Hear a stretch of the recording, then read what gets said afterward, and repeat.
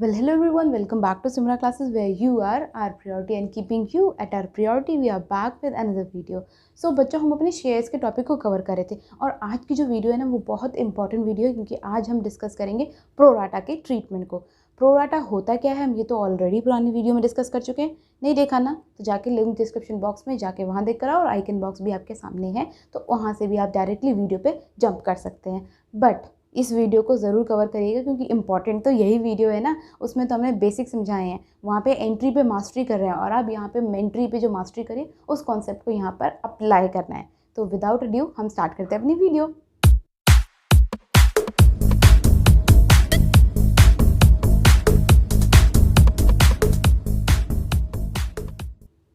बच्चा हम ऑलरेडी अपने रिजेक्शन वाले पोर्शन को कवर कर चुके हैं। रिजेक्शन के टाइम पे एंट्रीज कैसी होंगी ये हम ऑलरेडी डिस्कस कर चुके हैं और आज का जो मेन फोकस है हमारा वो है प्रोराटा। तो हम ऑलरेडी जो प्रोराटा के बारे में डिस्कस कर चुके हैं उसको थोड़ा सा रिवाइज करते हैं जल्दी से।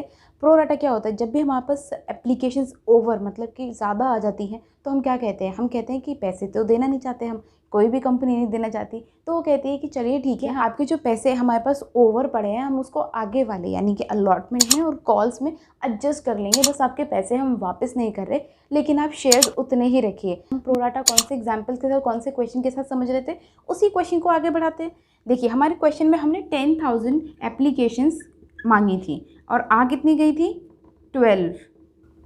तो हमने इशू कितने करे थे 10,000 और हमने रिसीव कितनी करी 12,000। तो अगर मैं एक पर्टिकुलर इन्वेस्टर हूँ जिसने 12,000 शेयर्स के लिए अप्लाई कर दिया है तो अब मैं क्या करूँगी, मैं कहूँगी कि मेरे 2,000 शेयर्स पे जो पैसे दिए हैं मैंने आपको वो वापस करो, है ना। और कंपनी क्या कह रही है, एक काम करो ना, आपने जो पैसे एक्स्ट्रा दिए हैं हम उसको आगे जाके आपकी कॉल्स में या आपके अलॉटमेंट वाले टाइम पे जो आपको पैसे देने उसमें एडजस्टमेंट कर देते हैं।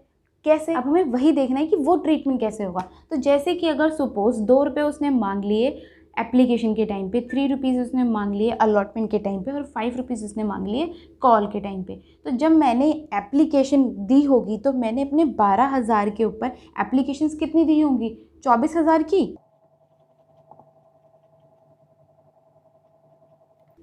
है ना। जबकि मुझे देनी कितनी थी, मुझे देनी थी 12 की नहीं 10 की। 10,000 के साथ अगर मैं 2 रुपये देखती तो मेरे पास एप्लीकेशन एक्चुअली देनी थी मुझे 20,000 की। मैंने एक्स्ट्रा कितना पे करा, मैंने एक्स्ट्रा पे करा है 4,000। अब जब मैं नेक्स्ट अपने अलॉटमेंट के टाइम पे पैसे देने जाऊंगी तो मेरे को कितने देने होंगे, मेरे पास तो शेयर्स कितने हैं 10,000, तो मैं 10,000 के हिसाब से दूंगी और कितने देने चाहिए मुझे 30,000 देने चाहिए। बट मैं 30,000 नहीं दूंगी क्योंकि मैं तो ऑलरेडी 4,000 एडवांस में दे ही चुकी हूँ एप्लीकेशन के टाइम पे ना। तो अब मैं कितनी दूंगी उसे 4,000 लेस करके दूंगी तो कितना बचा 26,000। अब मेरा एडवांस तो कुछ नहीं चल रहा, तो जब वो मेरे से कॉल्स मांगेंगे तो मैं कॉल कितने पे दूंगी 10,000 शेयर्स पे ही तो दूंगी और कितनी दूंगी 50,000। क्या अब मैं अगर कुछ भी कम दूं तो वो लेंगे, नहीं नहीं नहीं, अब पूरे के पूरे 50,000 मुझे उन्हें देने पड़ेंगे क्योंकि मेरा जितना भी एडवांस मनी था वो ऑलरेडी एडजस्टमेंट के साथ चला गया। इससे ज़्यादा नहीं है कुछ भी प्रोराटा में, बस थोड़ा सा नया टर्म है ना तो हमें सुन के थोड़ा डिफिकल्ट लगता है कि ओ ये होगा कंपनीज में मुश्किल, पर कुछ भी मुश्किल नहीं है। एटलीस्ट कंपनी तो सबसे ज़्यादा ईजीएस्ट चैप्टर है अपनी 12th का, तो इसमें कुछ भी हमें ऐसा नहीं करना कि हमें ये समझ नहीं आया, हमें वो समझ नहीं आया, क्योंकि हम लोग तो यहीं पर हैं। आपको जो समझ नहीं आया आपके डाउट को सॉल्व करने के लिए हम यहीं पर हैं। आपको मीडियम्स भी पता है, इंस्टाग्राम कर सकते हैं, कमेंट कर सकते हैं, जीमेल कर सकते हैं, व्हाट्सअप नंबर प्रोवाइडेड है, तो इतने सारे मीडियम्स अवेलेबल हैं। बस अपनी क्वेरीज को ज़रूर पूछिएगा ताकि इस चैप्टर में कोई भी डाउट ना आए और पर्सनली ये मेरा फेवरेट है। चलिए मूविंग ऑन, पर्सनल बातें शॉर्ट्स के लिए छोड़ देते हैं, अभी हम अपने कॉन्सेप्ट पे ध्यान देते हैं। तो हमें एक्चुअली प्रोराटा में करना क्या है कि एडवांस मनी कंपनी रिसीव कर लेगी, अब उसको किस किस तरह से वो एडजस्टमेंट करेगी वही हमारे प्रोराटा के ट्रीटमेंट्स में हमें देखना है। तो हम एक एक केस लेकर इसको देख लेते हैं। चलिए फिर अपनी एंट्रीज के साथ आगे बढ़ते हैं। पर जो पहली एंट्री है ना वो ओवर सब्सक्रिप्शन के हर केस में सेम होने वाली है, क्योंकि ओवर सब्सक्रिप्शन का मतलब ही क्या है कि पैसे हमारे पास ज़्यादा आ गए, पर जो डीलिंग है, जो हमारे पास ऑप्शंस है रिजेक्शन, प्रोराटा एंड कॉम्बिनेशन, वो तो हम नेक्स्ट स्टेप से फॉलो करेंगे ना। तो पहली एंट्री तो हमेशा सेम है, उसको बिना हिचक के आप करते चले जाइएगा। तो पहली एंट्री क्या हुई, bank account debit to share application.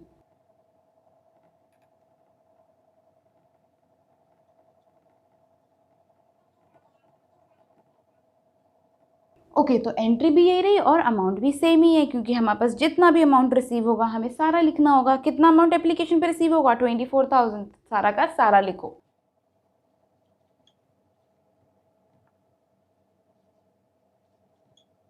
सो हमने देख लिया कि हमारी पहली एंट्री तो हर जगह सेम है। अब प्रो राटा के केस में सेकेंड एंट्री कैसे करनी है वो देख लेते हैं।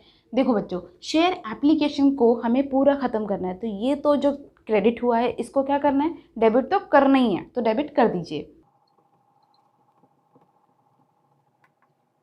और साथ में हमें ये भी पता है कि शेयर कैपिटल अकाउंट क्रेडिट भी होगा, तो हम इसको भी कर देते हैं। क्या हमें शेयर कैपिटल अकाउंट में कितना मनी डालना है ये पता है, according to our prescribed limit. और हमारी लिमिट क्या कहती है कि 10 के हिसाब से 2 रुपीज़ पे देखेंगे तो 20,000 ओनली।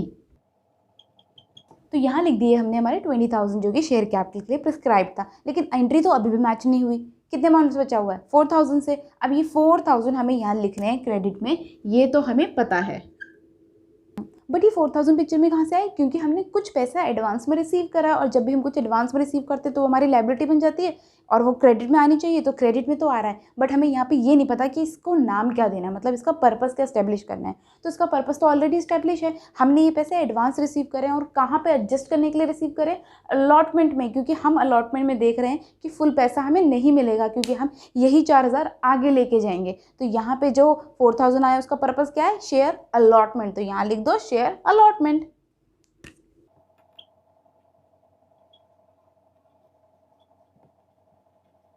सो अब हो गई हमारी एंट्री पूरी। बट अभी हमें अलॉटमेंट के पैसे कैसे रिसीव करने वो देखना एक मेन काम है। तो हमें ये तो पता है कि अलॉटमेंट के टाइम पे हमें सबसे पहले अपनी शेयर कैपिटल को बढ़ाना होता है, और उस एंट्री में तो कोई झोलझाल नहीं है, तो उसको डायरेक्टली कर देते हैं।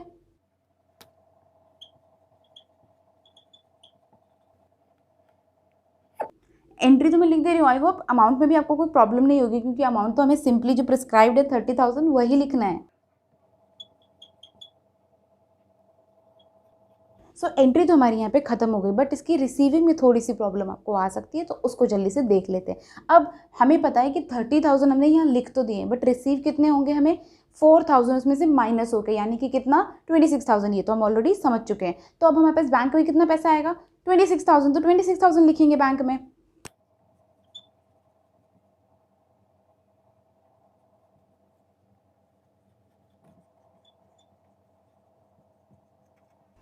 तो बैंक में तो हमने 26,000 लिख दिया, बट हमें ये भी पता है कि शेयर अलॉटमेंट को हम यहाँ पे क्रेडिट करते थे, जो यहाँ पे हमने डेबिट करा होता है। तो डेबिट ऑलरेडी हम कितना कर चुके हैं 30,000, और यहाँ पे मैं क्रेडिट कितना करूँगी 30,000 कर दूँगी।